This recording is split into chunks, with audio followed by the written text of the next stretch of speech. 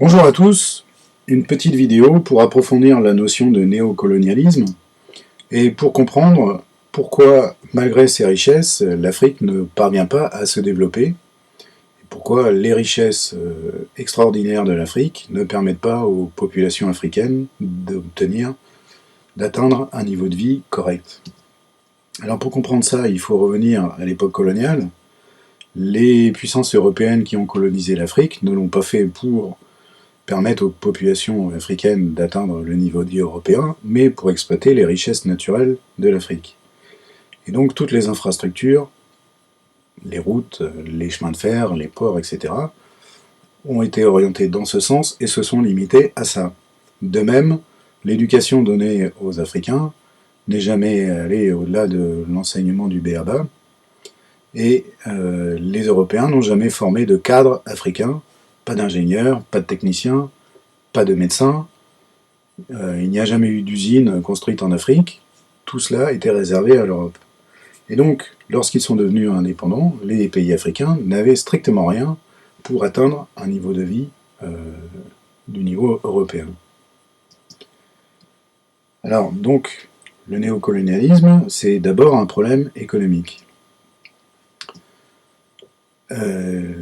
Les richesses exploitées en Afrique au moment de l'indépendance se limitaient à des matières premières, des mines, du minerai, et aussi des matières premières végétales, issues de l'agriculture ou de la forêt, du bois, du cacao, du coton, bref, uniquement des matières premières à faible valeur ajoutée parce que non transformées, qui étaient exportées essentiellement vers l'Europe.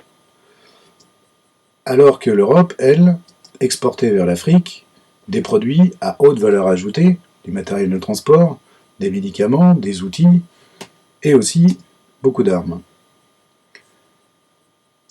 Donc l'échange est inégal, puisque d'un côté, l'Europe exporte des produits à forte valeur ajoutée, dont le prix a tendance à monter, alors que l'Afrique, elle, n'a à exporter que des matières premières brutes. Ces matières premières ont vu leur prix dégringoler au fur et à mesure que les décennies avançaient, puisque de plus en plus de pays se sont mis à produire, par exemple, du cacao, et que, selon la loi de l'offre et de la demande, la loi du marché, lorsqu'un produit est très abondant, eh ben son prix va diminuer d'autant. Et donc, un pays comme la Côte d'Ivoire, qui tire plus de 60% de ses revenus de l'exportation du cacao, est obligé de produire de plus en plus de cacao pour maintenir ses revenus. Et comme elle en produit de plus en plus, le prix a tendance à baisser. C'est le premier cercle vicieux. À quoi s'ajoute ce qu'on appelle la dégradation des termes de l'échange, puisque d'un côté, le prix des matières premières a tendance à baisser, alors que le prix des marchandises que les Africains achètent, lui, il a plutôt tendance à monter, puisque les produits sont de plus en plus performants et sophistiqués, et donc ils coûtent de plus en plus cher. Et en plus, comme la population augmente, il faut en acheter de plus en plus. Et donc, les pays africains ont produit de plus en plus, ce qui a entraîné une baisse des prix qui a littéralement étranglé les économies africaines. C'est le premier cercle vicieux. Le deuxième cercle vicieux, c'est celui de la dette, puisque n'ayant pas d'argent liquide, pas de trésorerie, les États africains ont financé tous leurs investissements par de l'emprunt, en empruntant essentiellement à des banques européennes ou au Fonds monétaire international. Et donc ils ont remboursé le capital, les sommes empruntées, mais aussi les intérêts. Or, comme leurs revenus avaient tendance à baisser, ils n'avaient pas les moyens de rembourser, et donc ils ont aussi souvent emprunté pour rembourser les intérêts de la dette, ce qui a eu pour effet d'augmenter la dette, etc., etc. C'est une sorte de boule de neige, un véritable cercle vicieux qui a siphonné les ressources de l'Afrique. Et qui continue encore aujourd'hui d'ailleurs. Mais c'est aussi un problème politique, c'est même surtout un problème politique, puisque les pays d'Afrique subsaharienne, mais aussi les pays du Maghreb, ont accédé à l'indépendance dans des conditions très mauvaises, Et cela a permis à des dirigeants, des dictateurs, de s'imposer. Par exemple, Mobutu au Zaïre, Omar Bongo au Gabon, ou bien Jean Bedel Bokassa, qui s'est fait sacrer empereur du Centrafrique. Tous ces dirigeants ont organisé le pillage des ressources de leur pays pour se constituer des fortunes personnelles, pour eux, leur famille, leur clan, leur ethnie. C'est ce qu'on appelle la corruption, c'est-à-dire le fait de faire des choses illégalement dans le but de s'enrichir sur le dos du pays. On évalue que pas loin de 200 milliards de dollars ont été détournés par ces dictateurs depuis les indépendances.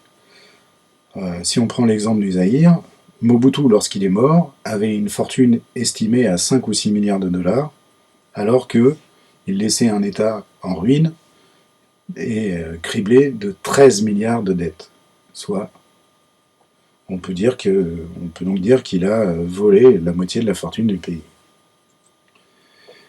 Alors si on se concentre sur la France, cette relation entre la France et des dictateurs africains dans le but de favoriser les entreprises françaises et aussi la présence française en Afrique, c'est ce qu'on appelle la France-Afrique, un système de corruption dans les deux sens qui permet à chacun de faire avancer ses affaires, aux dictateurs en Afrique et aux entreprises ou aux hommes politiques en France.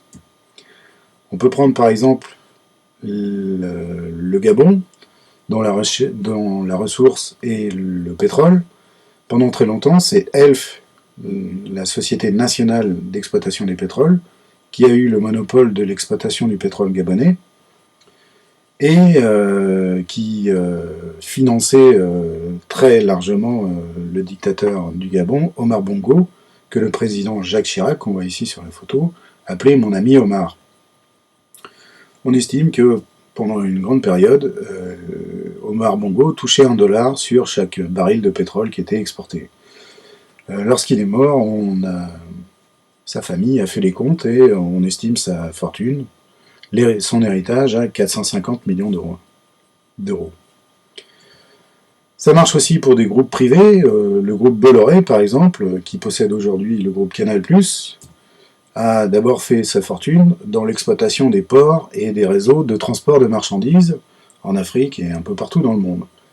Et souvent, pour obtenir le droit d'exploiter un port, il faut graisser la patte des dirigeants. On voit ici Vincent Bolloré, le dirigeant du groupe, avec Alpha Condé, le dictateur de la Guinée-Conakry, et ce qui a donné lieu à un procès pour corruption en 2011.